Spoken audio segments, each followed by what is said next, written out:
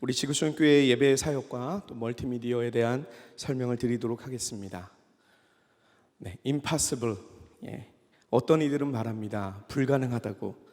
더 이상 한국 교회 가운데 희망이 없다라고 말합니다.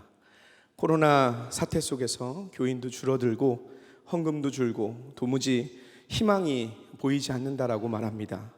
하지만 I am possible, 작은 점 하나가 불가능을 가능으로, 또 위기를 기회로 바꿀 수가 있습니다.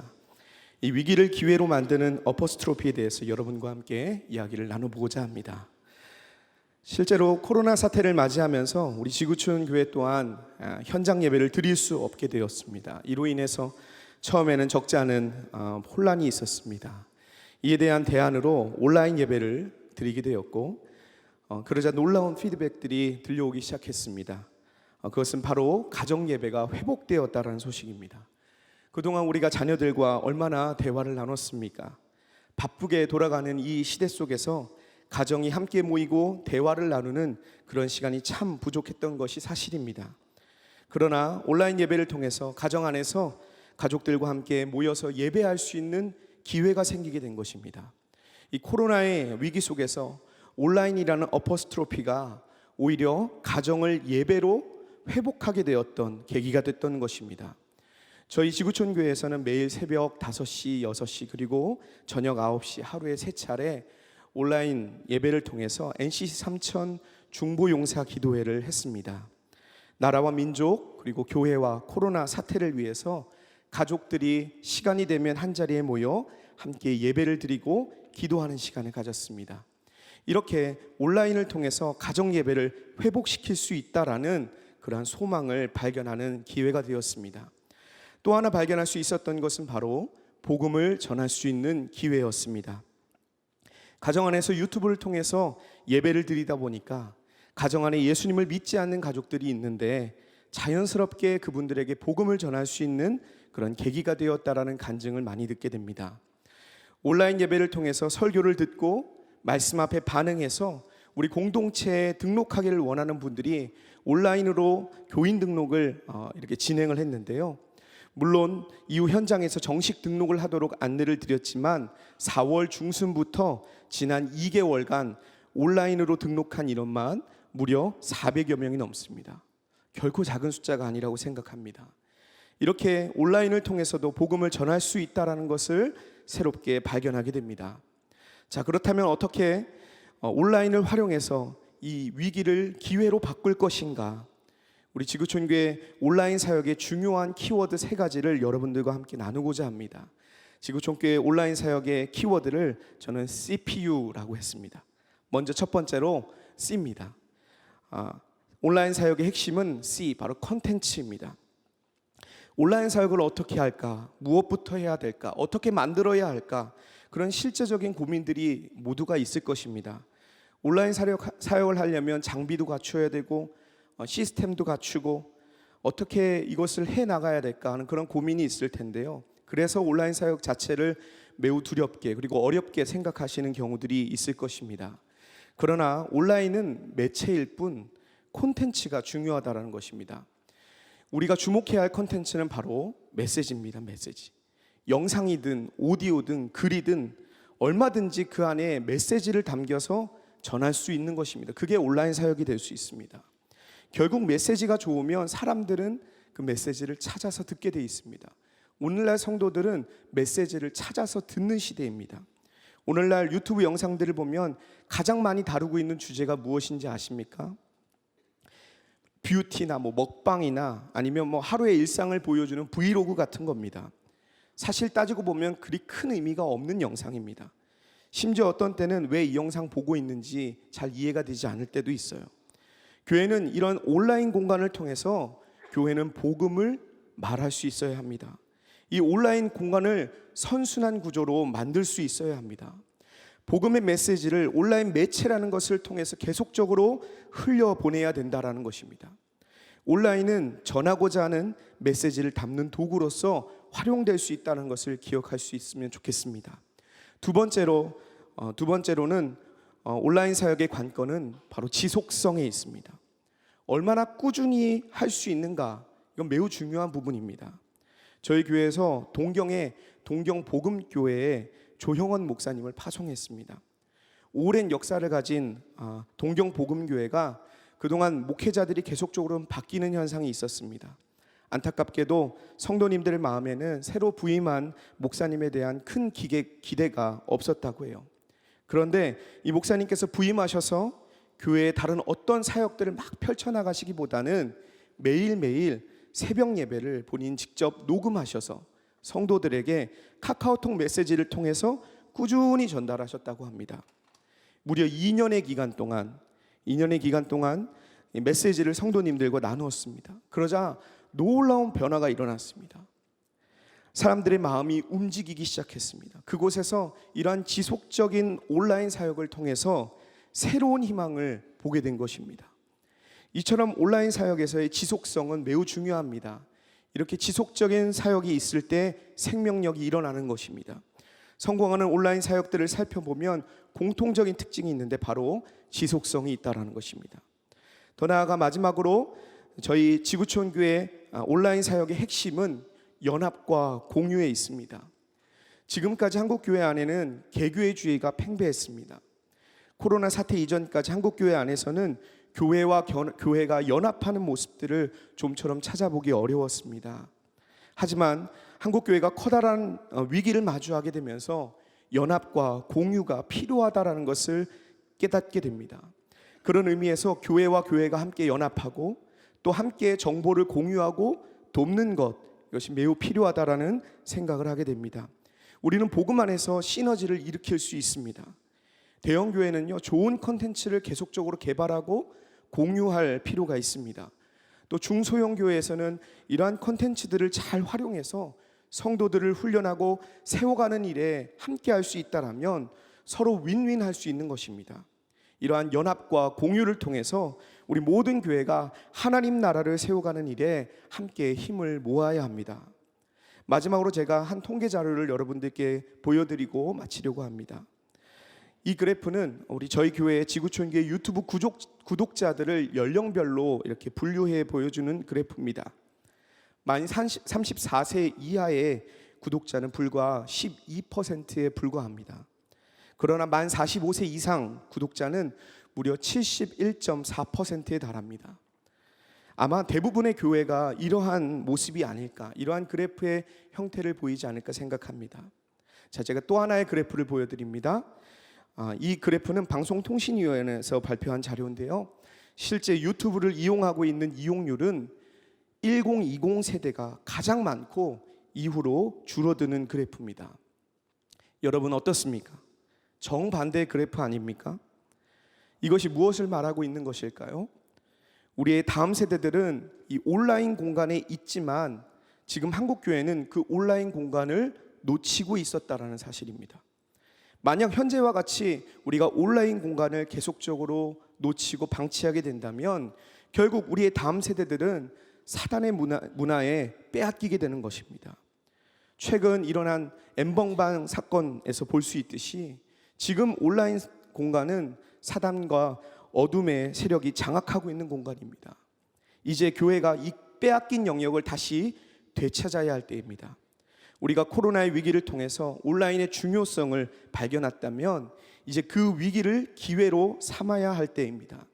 이젠 지속적으로 복음적인 콘텐츠를 개발하고 흘려보내므로 온라인 공간을 거룩한 공간으로 변화시켜야 할 책임이 바로 한국교회에 있습니다. Impossible, 불가능합니까? I am possible. 이제 온라인이라는 어퍼스트로피를 통해서 불가능을 가능으로 바꿔야 할 때입니다. 감사합니다.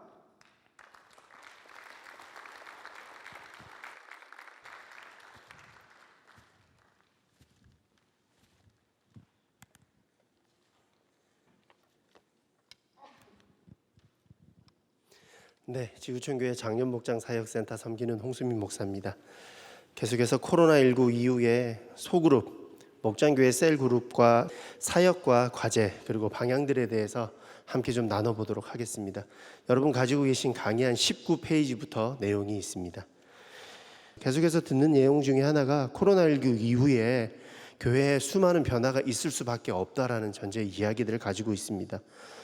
교회 시스템과 전체 예배의 변화뿐만 아니라 교회 내에 가지고 있는 소그룹 공동체, 작은 모임들, 목장 모임, 숲 모임, 다양한 모임에도 당연한 변화와 대안들이 따를 수밖에 없게 되어져 있습니다.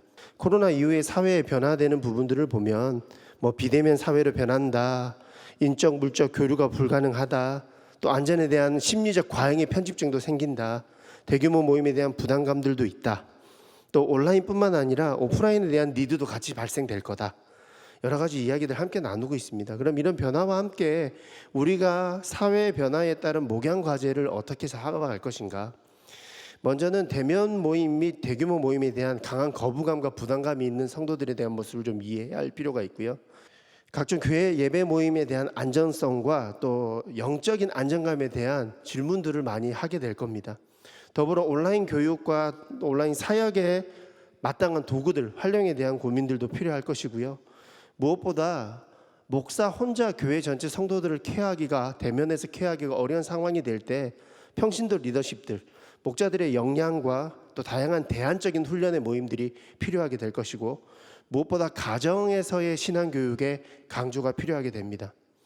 또 이것뿐만 아니라 정서적인 부분들, 코로나 블루라고 이야기를 많이 하죠. 정서적인 어려움과 또 경제적으로 어려움이 있는 성도들을 어떻게 돌보고 섬길 것인가에 대한 숙제도 대두될 수밖에 없는 상황에 놓여 있습니다. 그럴 때 그러면 우리는 어떻게 이것들을 사역의 방향성을 잡고 갈까? 첫 번째로는요, 현장 예배 및 목장교회 참석을 독려하고 강조하는 것들이 필요합니다. 초기 저희 대응은 무조건 피하고 문을 닫는 것에 집중되어졌습니다.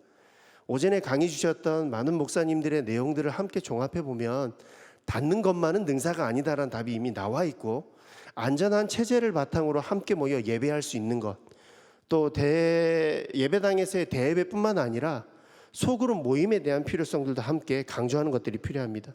그러기 위해서는 소그룹 모임, 목장교회에 대한 철학과 목자로 섬기는 사람들의 청지기적 사명을 강조하고 키워주는 것들이 따라오게 됩니다. 뿐만 아니라 모임 공간에 대한 안정감도 확보시켜주는 것이 필요하겠지요. 지금 사회 언론의 보도들을 보면 예배당, 교회 나가는 것이 간염원을 이끌어가고 전달하는 것인 것처럼 비춰지는데, 우리 교회 예배당만큼은 함께 가도 안전한 곳임을 전달할 수 있는 체온계, 손소독기, 다양한 모습들.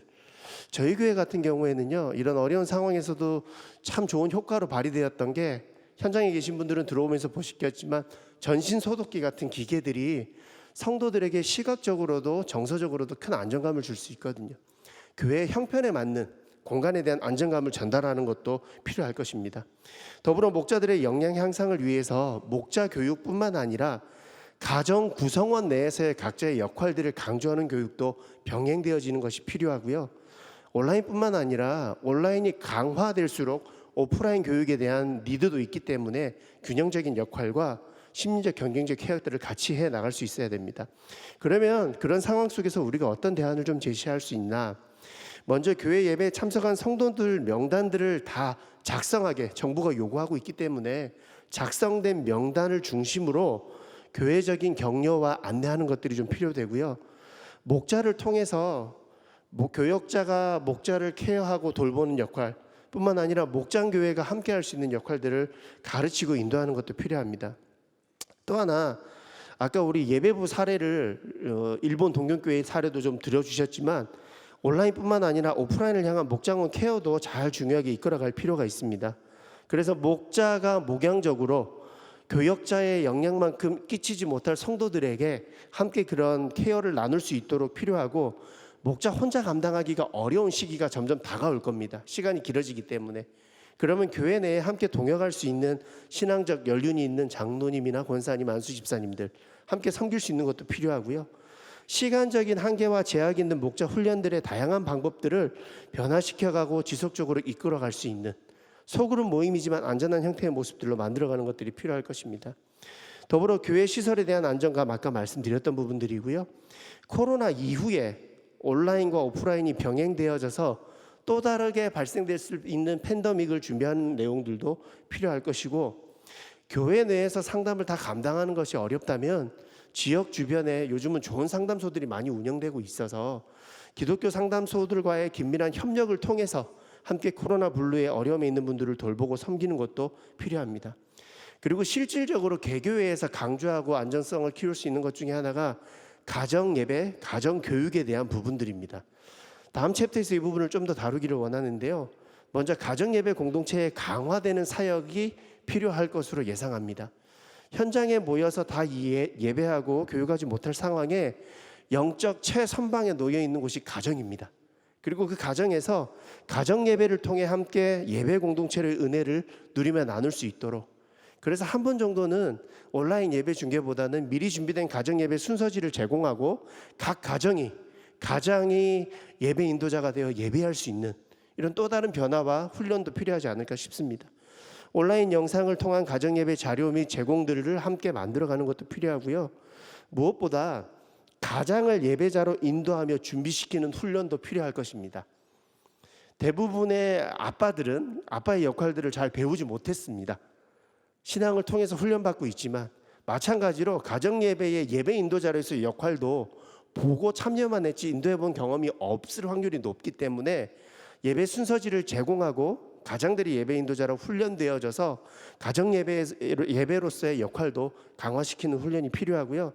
가능하다면 교회가 한번 가정 예배를 실시하는 일들도 만들어 가볼 수 있을 겁니다. 동일한 관점에서 소그룹 공동체에도 그런 도움들이 필요하게 될 텐데요. 온라인 목장교회를 위한 교육 및 다양한 플랫폼을 개발해야 되고, 또 목장 참석하지 못하는 성도들을 신방하고 전화하며 상담하는 것들도 같이 이루어져야 온라인뿐만 아닌 오프라인의 케어들도 이루어질 수 있을 겁니다. 평신도 리더십들의 훈련과 재교육, 또 온라인 전담 팀들이나 온라인 프로젝트를 만들어서 나누는 것들이 필요한데요. 모든 교회가 그걸 다 만들 수 없기 때문에 저희 교회가 이런 역할들을 좀 감당하고자 함께 논의하고 있습니다. 유튜브뿐만 아니라 개교회에서 활용할 수 있는 다양한 도구들을 좀 만들고 제공하고 함께 동역할 수 있는 길들도 모색해보고 있는 중입니다. 더 나아가서 목장교회 소그룹교회, 저희 교회 아까 담임 목사님 강의에도 그런 얘기 하셨지만 목장교회 주의를 했던 것이 되게 큰 은혜를 받았던 것도 있습니다. 온라인을 통해서 목장 모임도 진행합니다. 듀오나 다양한 효과들, 프로그램들이 있기 때문에 활용해서 증거하고 나눌 수 있도록 하고요. 또 하나 대그룹으로 모이지 못한다면 지구별 예배나 마을별 기도, 성경 통독 함께 나누기 등등 소그룹이 활용할 수 있는 다양한 컨텐츠를 제공하는 것도 필요할 것 같습니다. 그래서 각각의 사역들이 오프라인뿐만 아니라 온라인이 함께 드려지고 나눠줄 수 있는 내용들이 필요하다는 거죠. 국내 전도와 해외 선교 사회봉사는 현장의 섬김이 어렵기 때문에 개개인 삶을 통해 또 헌금과 기도를 통해 후원할 수 있는 방법들을 찾아가고요.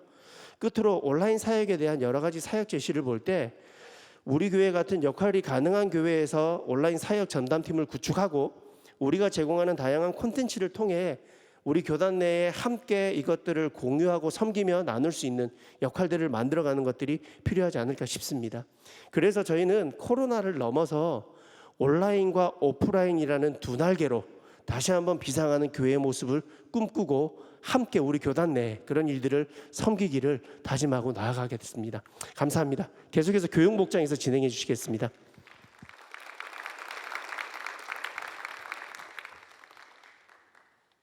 네, 안녕하세요. 지구촌교회 미래인 다음 세대를 섬기고 있는 조준호 목사입니다. 반갑습니다. 예. 네, 지구촌교회 교육목장 사역센터 포스트 코로나 사역 계획을 발표하도록 하겠습니다. 빌 게이츠가 이런 이야기를 했습니다. 앞으로 팬데믹 발생을 막기 위한 시스템에 투자하기를 바란다. 코로나 이전과 이후는 같을 수 없기 때문에 이후에 또 다른 팬데믹이 올 수 있기 때문에 우리가 새로운 시스템을 만들고 개발하고 투자해야 된다라는 이야기입니다. 같은 의미에서 다음 세대를 섬기고 있는 교육부서도 이제 이전에 했었던 사역들은 이제는 내려놓고 이 시대, 포스트 코로나 시대에 맞는 새로운 시스템에, 뉴 시스템에 발맞춰서 계획을 좀 해보았습니다. 아마 참고가 되셨으면 좋을 것 같고요. 좋은 것 있으면 잘 참고하셔서 개교회에서도 적용하셨으면 좋을 것 같습니다. 먼저 교육목장 사역 방향은 코로나 이전에는 라이크 사역을 했었습니다. 그래서 라이크 조이 미치아, 어린이는 라이크 펀, 청소년은 라이크 핫 사역을 했습니다. 이제 코로나 이후 시대는 뉴 라이크, 새로운 시스템이라고 말씀드렸죠. 뉴 라이크, 이전하고 다른 라이크 사역을 새롭게 기반해서 저희들이 다음 세대 미취학 어린이 청소년을 섬기려고 하고 있습니다. 뉴 라이크란 무엇이냐면 교육목장 7대 핵심 가치, 하나님을 7대 핵심 가치를 통해서 우리의 다음 세대들이 하나님을 경험하는 세대, 믿음을 계승하고 세상을 이기는 세대가 되기를 꿈꾸면서 하는 사역입니다. 그리고 전략으로는 라이크에 초점을 맞췄습니다. 어린이들이 좋아하고, 그리고 변화된 어린이들로 인해서 부모들이 좋아하고, 또 변화된 어린이들로 인해서 하나님께서 좋아하시는, 그래서 가르치는 교육자 중심이 아니라 교육을 받는 대상인 어린이들, 그 대상으로 전략을 라이크 전략을 세워서 저희들이 진행하려고 하고 있습니다. 교육목장 7대 핵심 가치를 구체적으로 보도록 하겠습니다. 보면 뉴 라이크라고 되어 있는데 앞글자를 따서 워딩을 했습니다. 첫 번째는요, 네트워크 사역입니다. 온라인 사역입니다. 온라인 사역은 유튜브, 그리고 미니 스튜디오, 쉐어링 사역, 컨설팅 사역을 저희가 진행하려고 하고 있습니다. 유튜브 사역은 앞서 저희 담임 목사님께서 말씀하셨듯이 10대 청소년들이 여가 시간의 70%를 온라인에 투자를 하고 있습니다. 그렇기 때문에 유튜브 사역은 저희가 놓칠 수 없는 사역입니다. 많은 청소년들이 유튜브에서 많은 것들을 보기도 하고 배우기도 합니다. 특별히 유튜브를 통하여서는요, 저희들이 현재 구독자가 약 1,700명 정도 교육부서 유튜브 구독자가 있는데요, 그것을 그 구독자들과 함께 선한 영향력을 끼칠 수 있는 그 영상들을 오픈을 하고, 그 영상을 통해서 많은 콘텐츠를 제공해서 어느 전도사님들처럼, 어떤 전도사님 보니까요 유튜브가 13만 명입니다. 근데 신앙적인 것은 한 10% 정도가 되고, 먹방, 뷰티 그런 것이 한 7, 80%, 연애까지 한 90%가 되더라고요. 본질을 저희는 좀 추구하려고 합니다. 그래서 본질을 찾는 유튜브 사역을 저희가 진행을 하려고 하고요, 미니 스튜디오를 통해서 전문적인 콘텐츠를 계속 만들어내고, 특별히 미니 스튜디오를 통해서 저희 교육자들과 목자님들만 영상 콘텐츠를 만드는 것이 아니라 다음 세대들이 직접 참여해서 영상 콘텐츠를 만들 수 있는 플랫폼을 만들어서 함께 나누는 사역을 하면 좋을 것 같습니다. 쉐어링 사역은 뭐냐면 저희가 만든 많은 찬양, 그리고 큐티 이런 콘텐츠들을 한국교회에 내놓고 미자립 중소교회에서 같이 쓸 수 있도록 하려고 합니다. 그 첫 사역으로 우리가 찬양 MR을 조금 보급하는 사역들을 진행을 하려고 합니다. 유튜브를 제작하는데 한 곡을 사용하려고 하면 70만 원의 저작권료를 내야 됩니다. 한 곡을 사용하는데. 그렇기 때문에 저희가 이런 MR들을 좀 만들어서 보급할 수 있는 사역을 진행하면 좋을 것 같고요, 컨설팅, 유튜브 사역을 원하는 그 교회들의 필요에 따라서 저희들이 컨설팅을 해주고 유튜브를 만들 수 있도록 도와주는 사역도 저희가 해보려고 합니다. 두 번째 E는 에듀케이션입니다. 교육 사역입니다. 먼저 저희가 갖고 있는 교재를 리뉴얼하고요, 저희 교회 색깔을 조금 빼고 한국교회 다른 교회들도 노멀하게 사용할 수 있는 리뉴얼 작업을 통해서, 컨퍼런스를 통해서 그 교재를 보급하고, 또한 온라인 교육을 통해서 콘텐츠를, 강의들을 온라인에 올려서 함께 할 수 있는, 그리고 마지막으로 교육 사역에 있어서 또 다른 핵심은 코딩 사역입니다. 이미 정부에서 2018년부터 초, 중, 고 코딩 교육이 의무화가 되어 있습니다. 코딩 교육을 통해서 다음 세대의 창의성과 논리, 사고력을 키우는 그런 교육이 코딩 교육인데요, 신앙적으로도 얼마든지 접목시킬 수 있는 사역이 코딩 교육 사역입니다. 이것들을 가지고 성경을 가리키는 일에 힘쓰려고 합니다. W는요, 월십, 예배 사역입니다. 예배 캠페인을 통해서 이제 현장 예배를 더욱더 올 수 있도록 하고, 이 시대에 맞는, 코로나 이후의 시대에 맞는 예배 업그레이드, 온라인 예배 서비스 제공, 예배 공유 서비스, 특별히 유튜브를 통해서 만든 유튜브를 통해서 제공하는 주일 미취학 어린이 예배를 또한 한국교회가 함께 쓸 수 있도록 이렇게 공유하는 사역을 하려고 합니다. 이미 침례교 교회 진흥원과 함께 돌아오는 주일 21일부터 저희가 예배 공유 서비스를 미취학과 어린이를 협력해서 이 사역을 진행하기로 했습니다. 저희 담임 목사님께서도 흔쾌히 또 조언해 주시고 지지해 주셔서 이 사역을 기쁨으로 먼저 저희가 침례교와 함께 할 수 있을 것 같습니다. L은요, 러브 패밀리 사역입니다. 가정부모 사역입니다. 앞서 많은 목사님들께서 강조를 많이 해주셨듯이 코로나 이후 가장 많이 대두된 사역, 중요성이 부각된 사역이 가정부모 사역입니다. 저희 교육부서도 가정예배를 통하여서 많은 사역들을 저희가 꿈꿀 예정에 있고요. 그리고 부모교육, 특별히 그동안 부모교육은 저희 교육부서 같은 경우는 그때그때 필요한 강사님들을 모시고 저희 교육자분들이 준비해서 부모교육을 진행했었는데 담임 목사님께서 좋은 제안을 해주셨어요. 미취학 세대 연령에 맞는 부모님들, 어린이 세대에 맞는 부모님들, 청소년 세대에 맞는 부모님들에 맞는 커리큘럼을 좀 만들었으면 좋겠다. 그동안 그런 생각을 하지 못했었는데 좋은 또한 제안을 받고 저희가 지금 연구 단계가 있는데 조만간 부모교육 커리큘럼을 전문화돼서 만들어서 저희 교회도 쓰고 한국교회를 섬기는 사역을 하려고 하고 있습니다. 부자교육은 부모와 자녀가 체험하는 교육 프로그램입니다. 아빠와 함께하는 일일 여행, 부모와 함께하는 테마 여행, 아빠와 함께하는 철로 역정, 혼전순결, 다양한 부모와 자녀가 함께 할 수 있는 체험 교육도 저희가 진행하려고 하고 있습니다. 홈스쿨, 저희 교회가 잘하는 사역 중에 한 가지인데요.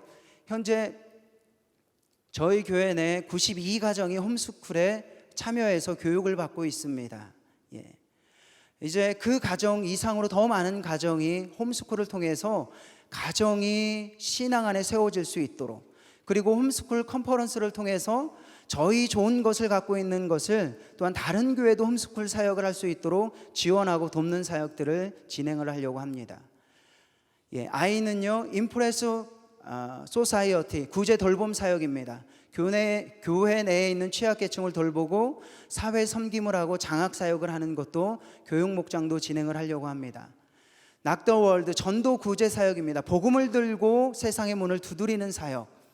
셀투, 국내 전도, 현재 저희가 교육부서에서 5팀이 매년 나가는데 더 확장했으면 좋을 것 같고요. 고투, 해외 선교도 저희 교육부서가 현재 5팀이 매년 나가고 있습니다. 더 많은 청소년들이, 어린이들이 복음 전도의 꿈을 꾸고 나갈 수 있도록 하려고 합니다. 캠퍼스 사역, 현재 저희 교회에서 40여 개 중고등학교 사역을, 큐티 사역을 하고 있는데 캠퍼스 사역을 통하여서 기독 동아리가 중학교 고등학교에서 많이 사라졌습니다. 기독 동아리를 살리는 운동을 저희가 꿈꾸고 있습니다. 마지막으로 인조이 셀입니다. 소그룹 목장 사역인데 목장 캠페인, 목장 축제, 목장 가이드, 온라인 셀을 통하여서 이 사역을 진행을 하려고 합니다. 마지막 한 글을 읽고 마치겠습니다. 예배의 성공이 인생의 성공이고 자녀 양육의 성공이 곧 교회의 공동체의 성공이다. 이 모든 것이 가정에서 시작된다. 저희 담임 목사님께서 지난 어린이 주일에 말씀 가운데 하셨던 말씀입니다. 저는 눈에 들어왔던 것이 자녀 양육의 성공이 교회 공동체의 성공이고 그 사역은 가정과 함께, 교회와 함께 방향을 나아가야 된다. 굉장히 도전이 됩니다. 이 사역을 잘할 수 있도록 기도해 주시고 함께 동역했으면 좋겠습니다. 감사합니다. 다음은 젊은이 사역 보고를 하도록 하겠습니다.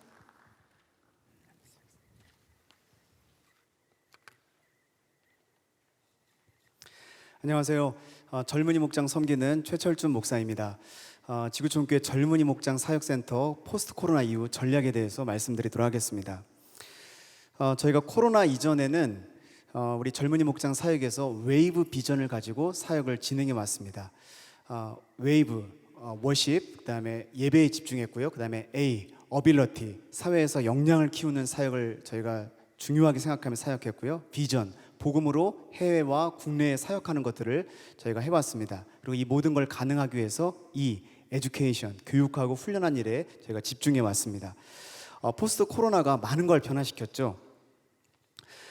저희가 포스트 코로나가 특별히 우리에게 준 그 부분이 뭐냐면 새로운 일상을 우리에게 제공해 주었습니다. 포스트 코로나 시대를 대표하는 단어가 있다면 언택트란 단어입니다. 앞에서 목사님들께서 잘 설명해 주신 부분들입니다. 언컨택트 시대에 중요한 그 초점이 뭐냐면 접촉을 안 하는 게 아닙니다. 접촉하는 방식을 바꾸는 것입니다. 코로나가 특별히 가난을 좋아한다고 그러죠. 그래서 취약계층의 경제적인 어려움을 많이 겪고 있고요. 온라인이 일상화가 되고 있습니다. 그리고 비대면 의사소통이 중요해졌고요. 정부, 종교, 또 외부인 등에 대한 불신이 증가하고 있습니다. 또 앞에서 말씀드린 것처럼 가족 중심의 소수 공동체가 중요한 화두로 인식되게 되었습니다. 그래서 저희도 젊은이에서도 이 포스트 코로나 시대의 사역 방향을 저희가 연구하게 되었는데요. 저희가 북미 지역에 있는 교회들을 리서치를 좀 했습니다. 대표적인 교회들을 저희가 좀 연구를 해보았는데요. 온라인 사역 또 그들의 목양 방법은 어떠한지를 저희가 조사를 좀 했습니다. 세 개 교회를 중심으로 저희가 연구를 좀 했는데요. 달라스 제일 침례교회, 새들백 교회, 게이트 교회를 중심으로 저희가 연구를 했습니다. 달라스 제일 침례교회 같은 경우는 아이캠퍼스를 운영하고 있었습니다. 이 아이캠퍼스는 우리나라의 방송국 같은 개념입니다. 완전한 온라인 교회고요. 24시간 어디서나 다양한 컨텐츠를 활용할 수 있는 그런 온라인 교회로 진행하고 있었습니다. 이 세 개 교회 모든 교회가 제자 훈련 또 교육 훈련을 다 진행하고 있었습니다. 달라스 제일 침례교회 같은 경우는 온라인 제자 훈련 또 이런 강의들을 코스별로 잘 운영하고 있었고요. 새들백 교회는 마이 채널을 운영하고 있었습니다. 개인이 흥미를 갖고 있는 주제의 단어를 고르면 거기에 맞는 영상이나 컨텐츠를 이렇게 제공받을 수 있는 것입니다. 게이트웨이 같은 경우는 훈련 도서관을 통해서 온라인 코스로 훈련받고 이렇게 교육받을 수 있는 것들이 아주 잘 되어 있었습니다. 특별히 새들백 교회 게이트웨이에서 저희가 참 주목해서 보았던 점은 뭐냐면 온라인으로 처음 교회를 이렇게 찾아왔거나 또 예배를 통해서 복음을 들었거나 이런 분들이 예수님을 영접하고 교회에 잘 정착할 수 있도록 이런 가이드가 참 잘 되어 있었습니다. 저희가 이런 부분들을 접목하려고 생각하고 있습니다. 현재 우리 젊은이 목장 교육 그런 형태를 저희가 한 2달 동안 리서치도 하고 좀 조사를 했는데요. 진단을 해보니까 저희 모든 교육이 다 현장에서 접촉하는 방식으로 이루어지고 있는 것을 저희가 알 수 있었습니다. 그래서 저희가 포스트 코로나 이후에 우리 신앙 교육과 이런 목양 방향을 좀 바꿀 필요를 느끼게 되었습니다. 담임 목사님께서도 바꿔야 된다고 말씀을 하셨는데요. 이 언택트, 접촉하는 방법을 저희가 바꾸는 것입니다. 본질은 가지고 하지만 비본질에 대해서는 과감하게 옷을 갈아입는 것입니다. 그래서 저희가 목양과 교육에 이 언택트를 적용하려고 합니다. 1:1 제자 훈련, 또 비대면 교육, 또 온라인 신앙 Q&A, 또 새로운 접촉의 목장 모임을 저희가 이렇게 준비하고 있습니다. 그래서 포스트 코로나 이후에 젊은이 목장 사역 방향은 담임 목사님께서 아까 38 전략을 말씀해 주셨는데요. 이 큰 방향에 근거해서 저희가 홀리 웨이브라는 8가지 사역의 핵심 가치를 저희가 정하게 되었습니다. 지구촌교회 젊은이 사역은 홀리 웨이브를 기억하시면 되겠습니다. 저희가 이니셜을 가지고 핵심 그 사역을 정리했습니다. 첫 번째 H입니다. H는 홈입니다. 가족 중심의 아까 소수 공동체가 코로나 이후에 중요해지게 되었다고 말씀드렸죠. 그래서 저희 목장이 영적인 가족 공동체가 될 수 있도록 저희가 더 준비하는 것입니다.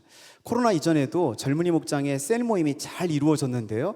저희가 이런 현장 모임의 강점을 더 강화시켜서 코로나로 인해서 이런 공동체성에 대한 갈급한 우리 젊은이들이 목장 안에서 영적인 그런 돌봄을 경험할 수 있도록 준비하는 것입니다.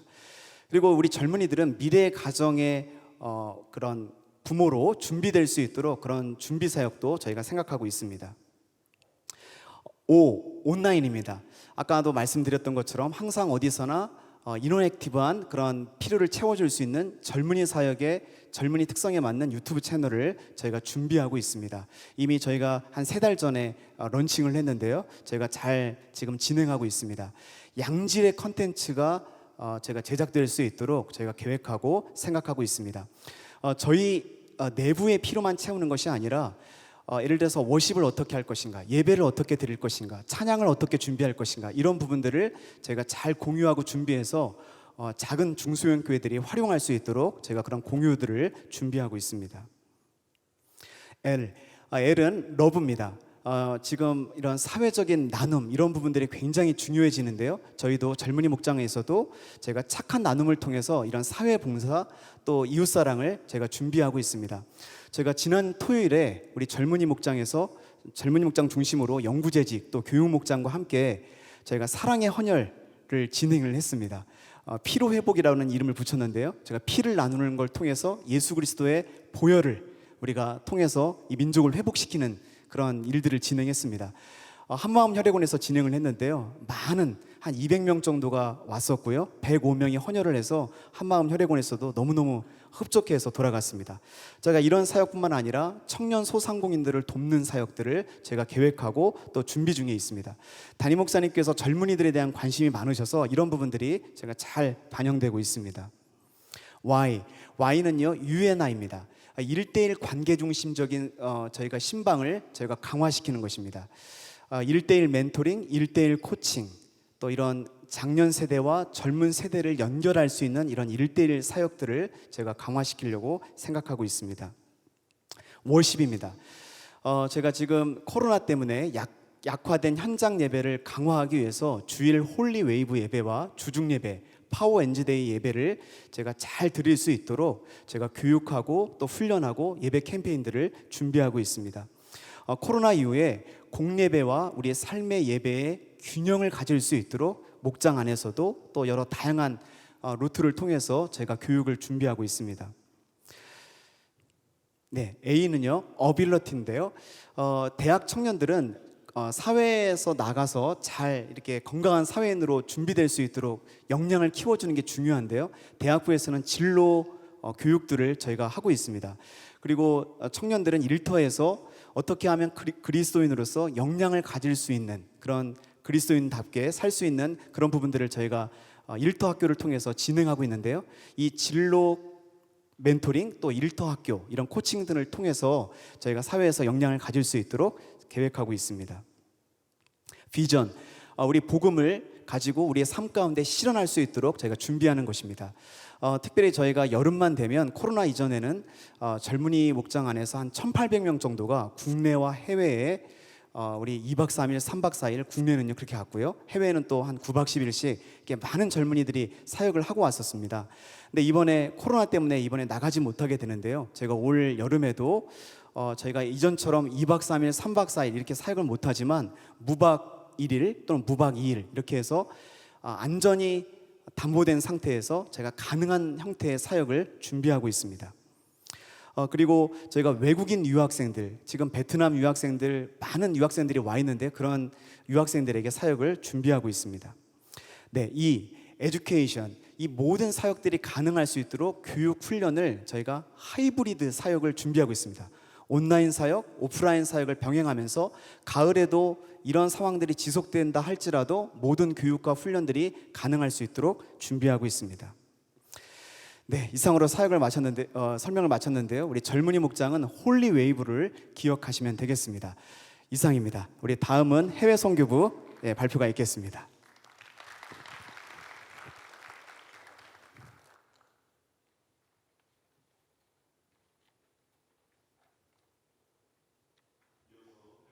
보고드리겠습니다. 선교의 기준이 회복된다는 제목으로 함께 잠깐 나누겠습니다. 역사 속에 이런 팬데믹 현상이 없었습니다. 팬데믹이 어떠한 사태가 코로나19가 어떠한 사태로 발전됐는지 여러분 이미 다 아실 거고요. 역사에 나타난 코로나19 같은 전 세계적인 팬데믹과 그 결과를 한번 살펴보면요. AD 165년에 또 AD 251년에 또 14세기 흑사병 또 1918년에 스페인 독감이 있었습니다. 그런데 또 그 결과가 있었습니다. 로마 제국 시대의 그 역병으로 인해서 로마 제국의 쇠락을 가져왔고요. 또 동시에 그 쇠락은 쇠락뿐만 아니고 이때 그리스도인의 선한 영향력이 발현되었고 그리스도인들이 인정받는 기회가 되었습니다. 14세기 흑사병은 이때 많은 농노들이 죽었고 그리하여 봉건제도가 붕괴되는 결과를 초래했습니다. 그리고 그 또한 르네상스가 시작되는 결과를 초래했습니다. 1918년에 스페인 독감은 특별히 많은 젊은이들이 죽었습니다. 통계에 의하면 20세부터 45세가량의 사망자가 전체 사망자의 65%였다고 합니다. 이런 사망은 노동력의 감소로 이어졌고요. 그때 1차 세계대전 중이었는데 1차 세계대전의 전쟁의 종식의 원인이 되었고 또한 많은 노동력의 감소로 기계화, 자동화를 실천하게 되어 산업화의 근간이 되었습니다. 그렇다면 역사 속 팬데믹 같은 성경 속 위기와 그 결과는 어떠했는지 한번 살펴보겠습니다. 사도 바울도 구속을 당하는 위기를 겪었습니다. 그리하여 그 결과 사도 바울은 직접 가지 못했기 때문에 옥에서 편지를 썼습니다. 우리는 이것을 옥중서신이라고 말하고 있습니다. 브리스길라와 아굴라는 로마의 칙령에 의해서 로마에서 추방당해야 했고 그리고 그 결과 그가 아가야 지방에 가서 함께 했던 그리고 제자 훈련을 했던 사람이 있는데요. 그 사람이 바로 고린도 교회의 유명한 지도자였던 아볼로가 있습니다. 또 예루살렘 교회가 당국자들의 핍박을 받았습니다. 핍박으로 예루살렘 교회가 흩어질 수밖에 없었고 그 흩어짐의 결과 많은 유대인들이 흩어져 디아스포라 교회를 세우게 되었습니다. 이것이 선교의 시작이었습니다. 또한 베드로와 야고보 그 외에 많은 사도들이 폭력에 해당하는 핍박을 당했습니다. 그들은 폭력을 당하며 그들이 더 담대하게 복음을 전파하는 결과가 있었습니다. 또한 사도행전에 보면 예루살렘 전 세계적 기근으로 예루살렘 교회가 어려움에 처했고 이때 안디옥에 세워졌던 안디옥 교회가 헌금을 하여 사도들에 의해 전달했고 그리고 함께 협력하는 교회가 함께 협력하는 놀라운 협력의 모양을 보이고 있습니다. 그렇다면 또 하나 말씀드리면요, 조금 더 구약 성경으로 가면 다윗이 인구 조사를 한 후에 전염병이 창궐했습니다. 전염병이 창궐한 후에 다윗은 갓 선지자의 이야기를 듣고 그가 하나님께 온전하게 예배드리기 위하여 아라우나의 타작마당을 샀습니다. 그리고 그곳에서 예배를 드렸는데 그 아라우나의 타작마당 그곳이 바로 예루살렘 성전터가 되었습니다. 그렇다면 코로나가 선교 현장에 끼친 영향은 무엇일까요? 코로나가 선교 현장에 끼친 영향과 그 결과를 한번 기대해 볼 텐데요. 코로나19로 선교 현장에 끼친 영향은 심리적인 불안감입니다. 심리적인 불안감. 많은 선교사님들이 고립감도 느끼고 심리적인 불안감도 느끼고 있습니다. 또한 동시에 선교사는 물론이고 교회까지도 재정의 위기를 경험하고 있습니다. 또 국가 간의 방문이 어렵습니다. 또 코로나로 인하여 특별히 동양 사람들은 우리 같은 사람들은 인종차별을 경험하고 있습니다. 하지만 그렇게 어려운 일만 있는 것이 아니고 심리적인 불안감으로 죽음에 대한 공포로 선교사님들이나 교회는 복음 전파가 긴급하다 하는 복음 전파의 긴급성이 회복되고 있는 실정입니다. 재정 위기로 우선순위가 회복되고 있습니다. 우리가 최소한의 선교비로 어떻게 사역을 제대로 진행하여야 할까 하면서 우리의 사역을 리셋하며 우선순위를 회복하고 있고 다른 말로 하면 선교의 본질을 회복하고 있는 것입니다. 또한 국가 간의 방문이 어렵기 때문에 많은 선교사님들이 기도를 하며 기도의 능력을 확인할 수 있을 것입니다. 선교사님뿐만 아니고 교회도 동일하게 함께 기도하며 기도의 능력을 확인할 것이고요. 잠시 방문하지 못하는 동안 우리가 그동안 어떻게 선교했는지 우리의 선교를 평가할 수 있는 기회가 될 것입니다. 그리고 동시에 이 기간 동안 미루었던 또 선교지에 나갔다가 오랫동안 선교 현장에 있었던 선교사님들이 재훈련할 수 있는 기회도 얻을 것입니다. 존 스튜어트는 선교의 정의를 요한복음 20장 21절을 근거로 아버지께서 나를 보내신 것 같이 나도 너희를 보내노라라고 하는 요한복음 20장 21절을 근거로 선교는 복음 전파와 그리스도의 사회적 책임을 감당하는 것 양자 모두라고 주장하고 있습니다. 지구촌 교회는 여기서 보낸다라는 동사 send를 모토로 복음 전파와 사회적 책임을 감당하기 위하여 선교를 강조하려고 합니다. 첫 번째 S는 성령입니다. 우리는 그동안 선교의 주체를 우리라고 잘못 생각해 왔는지 모릅니다. 선교의 주체를 교회라고, 선교의 주체를 어느 특정한 사람이라고 잘못 생각했는지 모르는데, 이 기회에 선교의 주체가 성령님임을 우리가 다시 한번 생각해 봐야 합니다. 그리고 선교는 봉사활동이 아니고, 선교는 여행이 아니며, 선교는 복음 전파임을 다시 한번 생각해 봐야 합니다. 그리고 또한 동시에 선교는 네트워크입니다. 연대입니다. 하나가 되어야 합니다. 우리가 복음을 전하기 위해서 하나가 되는 것을 다시 돌아봐야 하고요. 또한 선교는 우리의 열망을 이루는 것이 아니라 하나님의 열망을 이루는 것이어야 됩니다. 이렇게 선교를 다시, 샌드를 다시 한번, 우리가 보내는 사역을 다시 한번 생각해야 하고요. 동시에 우리의 선교의 방향을 전환해야 합니다. 그동안 우리가 개인적인 경험이나 개인적인 능력으로 선교를 했다면, 안디옥 교회가 그러했던 것처럼 우리는 이제 영적 능력으로, 성령의 능력으로 선교를 실행하여야 하며, 또한 선교의 많은 개념들을 확장해야 합니다. 이 부분은 실제적인 방향에 대해서 말씀드릴 때 잠시 말씀드리겠습니다. 지금까지 많은 선교단체가 경쟁해왔다면 이제 협력해야 하고요. 또한 어떠한 보여주기식의 프로덕트를 산출하기 위해 선교를 경영해왔다면 이제는 프로세스, 과정, 훈련 과정을 중요시해야 할 것입니다. 실제적인 선교를 제안드리면요, 영적 능력 확장, 연대, 개발을 위해서 우리는 교회만 아니고 또한 선교사들도 동시에 이 모든 일을 행하여야 하는데요, 영적 능력을 위해서 우리는 말씀과 기도에 전무해야 합니다. 초기에 사도들이 말씀 전하는 일과 기도하는 일에 전무했습니다. 이 일에 다시 우리가 집중해야 합니다. 마가 다락방에 모였던 성도들이 위기 앞에서 그렇게 행했던 것처럼 우리도 그렇게 행하여야 합니다. 우리가 이젠 또 선교의 영역을 확장해야 할 필요가 있는데요, 우리 한국에 들어와 있는 외국인들이 200만 명 이상이라고 합니다. 우리 안에 이미 들어온 선교지입니다. 모두 다 감당하지 못한다면 한 교회가 한 외국인 노동자를, 한 결혼 이주민을, 그리고 한 외국인 유학생을 감당한다면 우리가 충분히 선교의 땅끝을 확장하여 이 일을 감당할 수 있을 것이라고 생각합니다. 또한 난민도 품어야 하고요, 국경이 없는 인터넷 영상센터를 개발하여, 이것은 어느 특정한 단체만 할 수 있는 것이 아니고 누구나 관심 가지면 다 할 수 있고 이미 많은 선교 영상들이 이미 돼 있습니다. 또한 우리의 선교 신학을 넓혀서 통전적 선교 신학으로 확장해야 할 것입니다. 그리고 또한 연대입니다.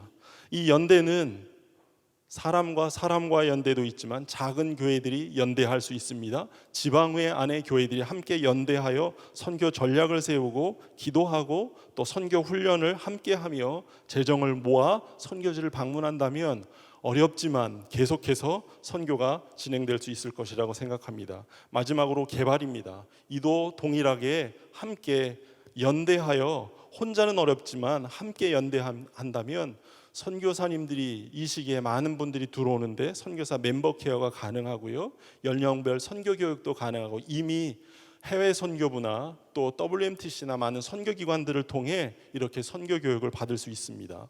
또한 이 시기에 우리 교회가 각자 행했던 선교의 역사 자료를 발간한다면 그 뜻 있게 이 위기를 잘 버텨나갈 수 있을 것이라고 생각합니다. 연대하는 것이 혼자는 어렵지만, 선교하는 것이 혼자는 어렵지만 함께하는 것은 가능합니다. 이를 위해 총회와 지방회, 또한 해외 선교부, 또 큰 교회들이 함께한다면 교회의 본질인 선교는 코로나 파도를 넘어 계속될 것이고 하나님의 영광은 계속 이 땅에 이루어질 줄 믿습니다. 감사합니다. 이어서 국내 전도부 박형균 목사님의 발표가 있겠습니다.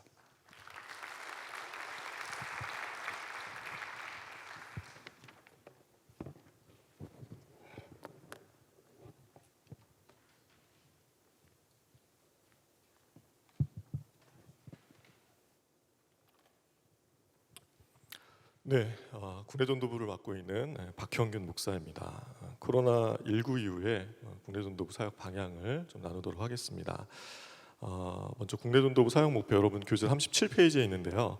코로나19 이후에 저희 담임목사님께서 강조하신 십자가의 복음을 성령의 능력으로 하나님 영광을 드러내는 것, 여기 우리가 방향을 맞췄고요.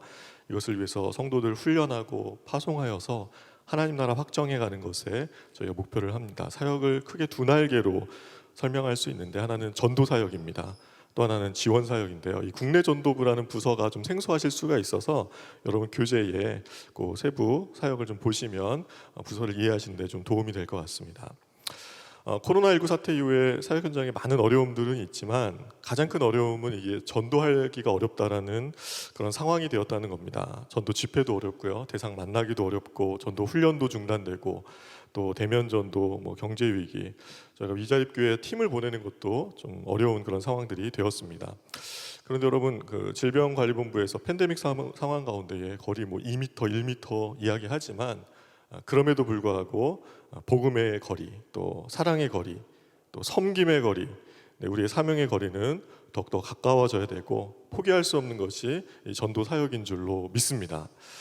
이런 상황 속에서 우리 국내전도부가 앞으로의 사역을 세 가지로 좀 정리해 보았는데요.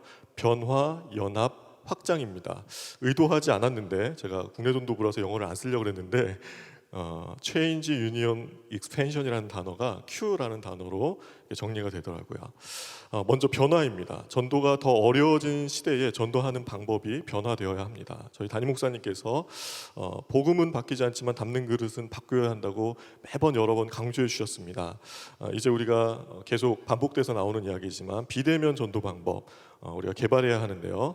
이 스마트폰, 핸드폰 가진 사람들 중에 90%가 스마트폰 쓴다고 하는데요. 정말 좋은 도구가 될 수 있을 것 같습니다.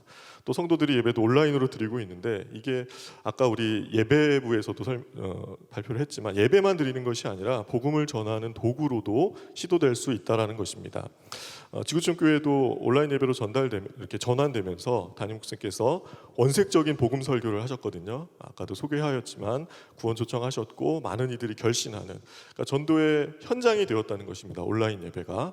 또 그 온라인 예배 안에서 또 많은 이들이 또 온라인 등록을 하게 되는 그런 놀라운 일들이 일어났습니다. 그래서 저희 전도팀도 온라인 등록하신 분들과 연계해서 전도를 할 수 있지 않을까 이렇게 연구하고 또 협의를 하고 있습니다.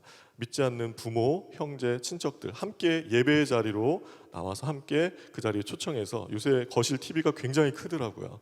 그래서 IPTV로 같이 예배드리면서 전략적으로 전도를 접근할 수 있겠다라는 생각을 해보았습니다.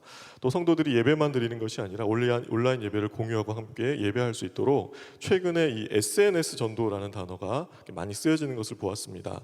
간단한 이미지를 만들어서 QR코드나 설교 링크를 연결해서 사람들과 공유할 수 있을 것입니다.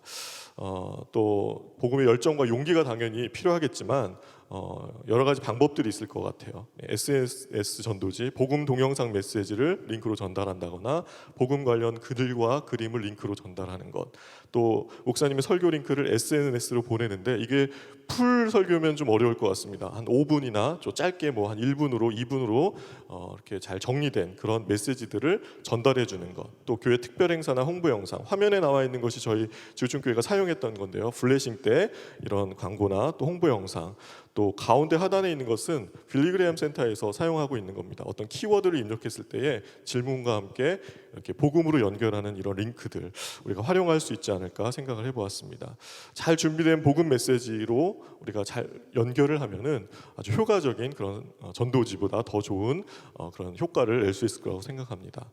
또 조금 전 코로나19 시대에 가정에서 온라인 예배, 가정 예배 이렇게 강조가 되었는데, 사실 저희가 국내 매트 여름 되면 많은 우리 성도들, 가정들이 전도 현장으로 나가는데 자녀들이 부모님과 함께 논두렁을 걸으면서 또 골목을 걸으면서 전도지도 나눠주고 전도하는 현장, 부모님이 복음 제시하는 곁에서 자녀가 지켜보고 도전받고, 굉장히 순기능적인 부분들이 있었는데 이런 부분들이 많이 제한되게 되었습니다. 그러나 또 가정에서도 또 온라인 예배를 비롯해서 부모가 복음의 열정을 가지고 영혼 구원을 위해서 애쓰고 노력하는 모습이 자녀들에게 본이 되고 도전이 될 수 있을 거라고 생각합니다. 그래서 가정 중심으로 자녀와 함께 전도할 수 있도록 이런 부분들을 제안하고 또 연구되고 시도하면 좋을 것 같습니다.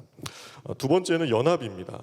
코로나19 이전에도 연합은 중요했지만 더 중요한 시대가 된 것 같아요. 먼저 지원하고 있는 외부 교회들, 저희가 전도팀을 계속 보내기는 하지만 교회 내에 있는 목장교회와 연결해서 기도 제목을 나누고 목장 헌금을 지원하는 것, 이미 지구촌교회는 진행이 되어 왔었는데, 화면 오른쪽에 나와 있는 것이 저희 국내 전도부가 각 목장에게 전달해 드리는 선교 대상 카드입니다. 교회의 현황과 상황, 또 기도 제목, 그래서 목장이 함께 기도하는, 또 이런 기도 제목들을 계속 공급하는 사역들이 진행될 수 있을 것 같습니다. 또한 교단과 전도폭발 본부, 대학 캠퍼스, 많은 그런 기관들과 또 함께 사역할 수 있을 거고요. 최근에 우리 침례교 군목단 찾아오셨는데 담임 목사님께서 또 지원을 말씀하셔서 코로나 시대의 방역기 또 저희가 22대 이렇게 지원하는 그런 일들도 있었습니다. 그리고 저희 국내 전도부가 사회복지부와 함께 연계해서 교회 구호 프로그램으로 우리 스터민들 도왔었고요. 또 아까도 소개되었는데 우리 대학부를 지원해서 저희가 직접 군에 갈 수는 없지만 나라 지킴이 사역을 대학부가 진행했습니다. 저희가 재정으로 지원하고 또 함께하는 그런 연합 사역들이 이루어질 수 있었습니다. 또 교회와 함께 하는 연합들은 저희가 올해 경상북도 영주 지역에 블레싱 영주를 계획하였다가 코로나로 갈 수 없는 상황이 되어서 38교회 교회 목회자들을 필그림 하우스로 모셔서 저희가 격려하고 쉼을 드리고 재정적인 후원을 하는 그런 프로그램을 준비하고 있습니다. 마지막 세 번째는 확장입니다. 사람들은 일반적으로 코로나19로 인해서 사역이 축소될 거라고 생각하지만 절대 그렇지 않습니다. 오히려 더 확대되고 확장되어질 수 있습니다. 왜냐하면 코로나19로 인해서 더 큰 필요들이 생겼던 그런 영역들이 있기 때문입니다. 미자립 교회들 이전에도 어려웠지만 더 어렵습니다. 저희 담임 목사님께서 저희 지구촌 교회가 섬기고 있는 100개의 미자립 교회들을 좀 한번 분류해 보면 좋겠다. 그래서 맞춤 사역을 하면 좋겠다라고 하셔서 저희가 분석을 해봤더니요, 굉장히 다양한 그런 케이스, 그런 모델 상황들을 보게 되었습니다. 그래서 월세 지원을 한다거나 또 방역 물품들, 또 손편지와 격려 편지들 보내게 되었고요. 코로나 이후에 저희 국내 전도부에 정말 눈물 없이 이렇게 들을 수 없는 그런 너무나 안타까운 그런 지원 요청들이 많이 왔습니다. 저희 사역조정실과 협의해서 특별 지원도 하고 또 쌀도 보내드리고 여러 긴급 지원들을 하기도 하였습니다. 우리가 모일 수 없어서 온라인 예배를 드려야 하는데 시스템 구축이 어려운 교회들이 많이 있습니다. 저희 멀티미디어 팀이 온라인 현장 예배, 온라인 예배를 만드는 그 유튜브 그 툴을 만들어서 아마 교단 홈페이지에도 그때 게시했던 것으로 알고 있는데요. 또 필요한 교회들 요청하면 저희가 방문하여서 지원하는 사역도 하였습니다. 대사회적으로 소외된 이웃들과 함께 우리 사회복지부와 함께 우리 스터민들 또 어려운 이웃들 또 도울 수 있었고요. 또 그밖에 또 코로나19의 미자립 교회의 기도 제목, 군교의 기도 제목, 스터민 가정의 기도 제목들 목장교회와 연결해서 함께 중보하는 시간을 갖게 되었습니다. 그밖에 많은 또 변화된 사역들이 있는데요. 몇 가지만 좀 말씀드리고 마치면요, 저희 국내 단기 선교 아까도 설명했지만 갈 수 없기 때문에 그 현장에 영주에 있는 교회들 38개 교회 기도 제목을 받아서 저희 교육훈련부와 함께 NCC 중보 기도 제목에 올려서 온 성도들이 함께 중보하는 그런 사역들, 또 지구촌 교회가 전국에서 가장 많은 인원을 전도 폭발 훈련하고 있는 교회입니다. 근데 올해 훈련이 진행될 수가 없어서 비대면으로 또 훈련자들 또 교육하고 또 강사들이 짧은 영상을 만들어서 온라인으로 훈련자 교육을 하며 점검하는 시간을 가졌습니다. 또 조금 간편히 할 수 있는 쉬운 전도 프로그램을 지금 개발하고 있는데요. 재난이나 위기 상황일 때 보다 유연하게 적용할 수 있는 가볍고 작은 어떤 체질의 그런 전도법을 준비하고 있습니다. 이게 좀 완성이 되면 후에 한국교회에 소개할 계획도 가지고 있습니다. 가장 어려운 것이 군사역인데요. 연간 6번에서 8번 진행하던 군 침례를 지금 코로나 이후에 물에 들어가서 침례할 수 없기 때문에 좀 어려워졌습니다. 올해 7월 25일에 논산 연무대 3,000명 침례식이 지금 취소되었는데요. 이제 군에서는 세례만 지금 가능하다고 합니다. 앞으로도 장담할 수 없기 때문에 이 부분 사역의 대안을 연구해야 할 그런 과제를 가지고 있습니다. 지구촌교회 비전은 민족치유, 세상 변화입니다.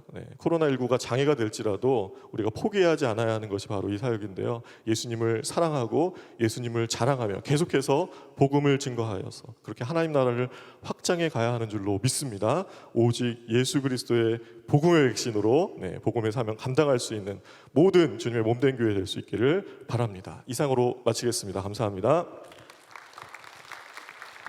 이어서 우리 사회복지부 발표해 주시겠습니다.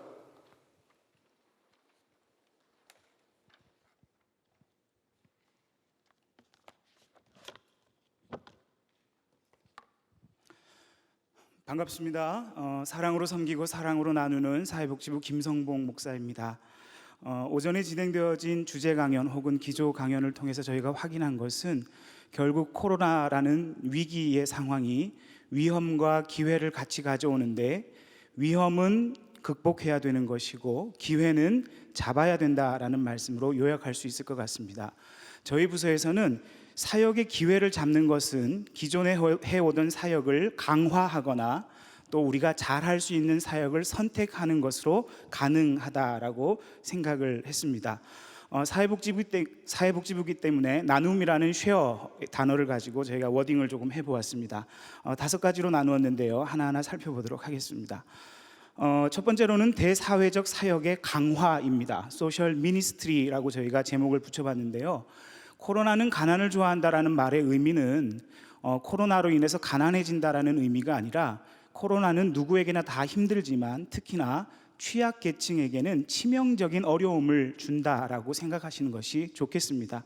그래서 저희가 취약계층을 위한 사역을 강화해야 되는데 도구로는 비대면 사역을 강화해야 된다라고 생각했습니다. 여러분 가지신 교환 40페이지를 보시면 자세하게 좀 소개되고 있습니다. 참고하십시오. 그래서 저희가 많은 사역들을 감당하는 중에 새롭게 메신저 프로젝트라는 큰 이름 아래 저희가 해오던 사역을 다시 묶었습니다. 그래서 사랑 나눔 상자, 사랑의 장바구니, 함께 나누는 선물, 사랑의 김치, 긴급 지원금 확충 이런 사역들을 감당했는데 사랑 나눔 상자는 코로나 사태가 터진 이후에 저희가 즉각적으로 생필품과 더불어서 긴급 방호 키트를 같이 포함해서 여러 가정에 저희가 배포를 한 사역이었습니다. 저희가 이런 사태를 만나게 되니까 경험치가 많이 쌓이게 되더라고요. 처음에는 이 사역을 감당할 수 있는 예산이 있을까? 긴급한 상황 가운데에서는 신속하게 교회가 재정을 좀 마련해 주셔야 된다는 경험이 쌓였고요. 또 도와주셔서 두 번째는 생활 필수품은 구하기가 쉬운데 당시로서는 방호용품 구하는 것이 너무 어려웠습니다. 그래서 평소에 저희가 방호용품을 생산하는 업체나 구제에 필요한 물품을 생산하는 업체를 잘 접촉해야겠구나. 그래서 저희가 좀 많이 확보를 해놓았고 또 진행을 해보니까 어느 정도의 물량을 구입해야 될까? 이것도 저희가 큰 고민이었습니다. 그러다 보니까 저희가 많은 물량을 되도록이면 확보하되 그 물량이 그러니까 의미 없이 소모되지 않도록 많은 사역의 터전을 가질 필요성도 저희가 절감하게 된 것도 큰 경험이라고 할 수 있겠습니다. 이런 사역들로 구성되어져 있는 수많은 비대면 사역, 그러나 전달자를 통한 구제 활동은 많은 사람들에게 위로를 주었다고 저희가 자평하고 있습니다. 이런 사역들을 더 자세하게 소개해드리고 싶은데 시간 관계상 지구촌교회 홈페이지에 들어오시면 저희 사역 리뷰를 보시면 더 자세한 사진들과 함께 소개를 받으실 수 있겠습니다. 두 번째로 저희가 선택해야 되는 사역이라고 본 것은 소그룹 사역의 구심점이 되는 것을 선택하자, 사역의 방향성으로 삼자라고 생각했습니다. 지구촌교회는 원래 셀처치이기 때문에 목장교회이기 때문에 사실은 목장교회마다 사회봉사 사역을 선택해서 사역하고 있는 분들이 많이 계셨습니다. 그간에는 코로나 이전에는 그들이 자율적으로 사역하는 것을 많이 지원해드리지 못했는데 이제는 코로나 이후에서는 교회가 대규모로 주장해가는 사회복지 사역보다는 이미 감당하고 있는 소그룹, 셀그룹의 사역을 지지하고 그들이 그 사역을 더 잘할 수 있도록 우리가 허브 역할을 해주는 게 더 중요하다고 생각을 했습니다. 예를 들어서 선한 울타리 사역, 또 입양 사역 이런 것들을 제가 소개를 했는데 이 사역에 대한 내용들도 뭐 자세하게 소개는 못 드리지만 이미 해오던 사역들을 저희가 더 격려하고 사실 저희 입장에서는 사회복지 클라이언트들을 더 넓게 만날 수는 없지만 이들을 통해서 더 깊이 있게 만날 수 있게 되었다. 그러면 우리는 깊이 있게 만나는 것으로 만족할 것이냐, 끝날 것이냐, 그것이 아니라 깊이 있게 만나는 소그룹 사역을 많이 소유한 부서가 되어진다라면 저희가 사역을 잘하고 코로나 이후에 대응을 잘하고 있다라고 판단을 했습니다. 세 번째로는 동역자의 연대, 얼라이언스 오브 미니스트리 파트너라고 저희가 사역의 방향을 선택하고 강화하기를 소원했습니다. 이런 말이 있습니다. 1인 100보 부려 100인 1보라. 한 사람이 100걸음을 가는 것이 100사람이 한 걸음을 가는 것보다 낫지 아니하다라는 뜻이죠. 저희가 지구촌교회가 큰 교회인 것은 사실이지 않습니까? 그래서 많은 사역을 감당한 것은 사실인데 이런 사태가 터지다 보니까 저희의 인력이 다른 지역을 가는 것조차 부담스럽더라고요.